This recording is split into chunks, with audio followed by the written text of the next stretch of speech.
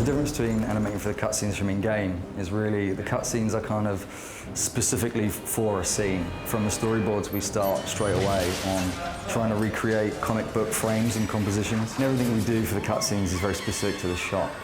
We tend not to reuse too much, and with having the studio right next to us, it's very easy just to go in and kind of capture things that we want.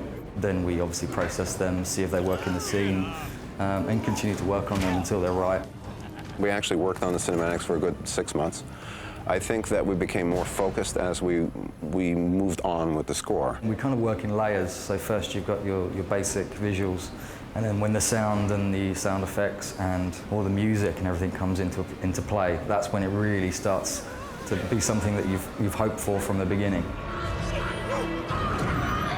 We had to produce not only, it wasn't only double the amount of animation that we would have had in previous titles, it's probably 10 times more, and the quality bar has really gone up now. There's a clear difference between in-game and cutscene animations. The cutscene team have to animate to the camera so they can accentuate key poses, silhouettes, and make it all work just for the camera angle, whereas in-game, it's more about making it work as a whole so the player can see it from all different angles, so you need to make sure that you animate every single part of the body. With us, we don't have much time to do anticipation moves. If he needs to jump somewhere, it does need to be instantaneous. He can't have a long anticipation and then jump, because it has to be quite responsive for the player.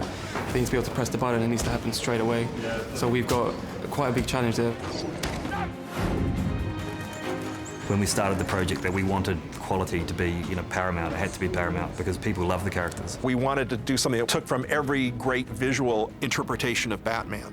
So even though it doesn't look a lot like Bob Kane, you might see a little bit of, a hint or a throwback to him. It isn't solely the Wildstorm look. There's a little bit of Neil Adams in there. There's a little bit of Frank Miller. We just wanted to get something that gave the coolest visual interpretation of Batman and his enemies. Also with Batman, in effect, he was two characters. The first character being Batman himself, his body, but also his cape for us was basically treated as another character. The cape is obviously a big signature part of Batman. In the comic books and the graphic novels, the cape is used to almost define a mood in a way, and it almost has its own character.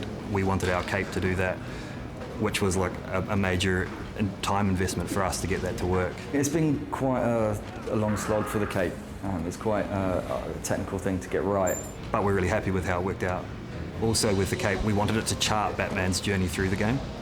So when he had key encounters, we wanted him to, like for example, if he was to have a fight with Croc, then Croc would damage his cape in some way, and that would constantly remind the person playing the game of their journey and what they've been through to get to the end of the game. If you're going to make DC characters, then you have to give them, weeks and weeks. So we'd probably spend anything up to 6 to 8 weeks on a big, serious character. You'll work from the 2D image, but you'll actually end up with something that is different and hopefully gives more back. Harlequin, who's kind of almost a young, athletic kind of character. We have to use the motion to get this across. Our Joker is a little different. He's more dancing and more prancing around. He'll hop around and make really exaggerated expressions and stuff.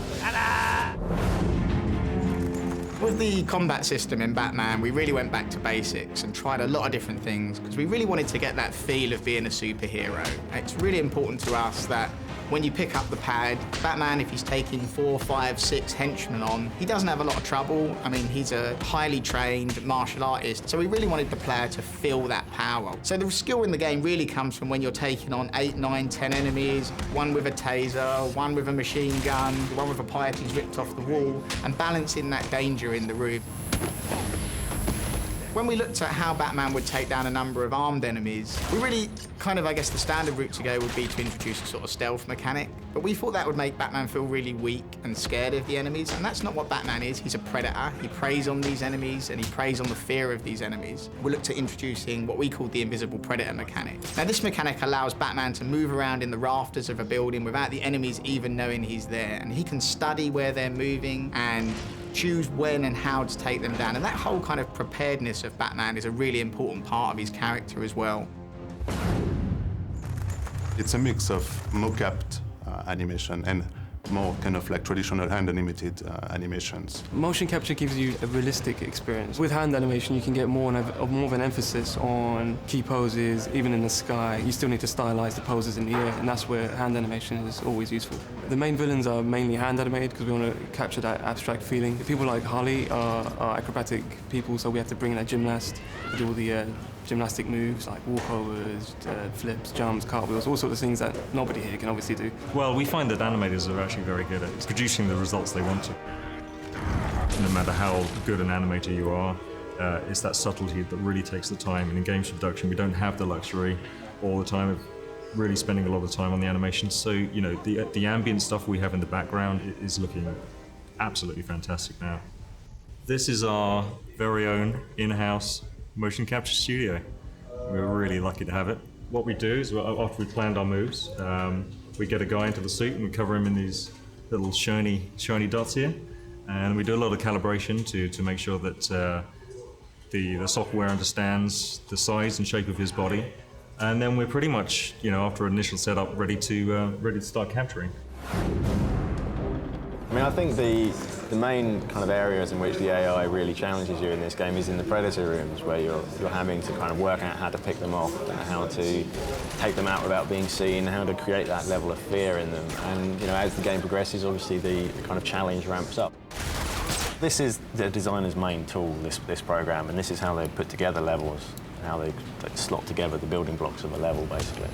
See whether the level's set up properly to allow the characters to move around. So that's more to do with the geometry of a level, how the physical kind of layout of a level, but this is to do with the events in a level, you know, what happens and in what order things happen within that level. So this is what the designer would use in order to say, you know, create this character now, make him run over there, make him say this, make him attack Batman.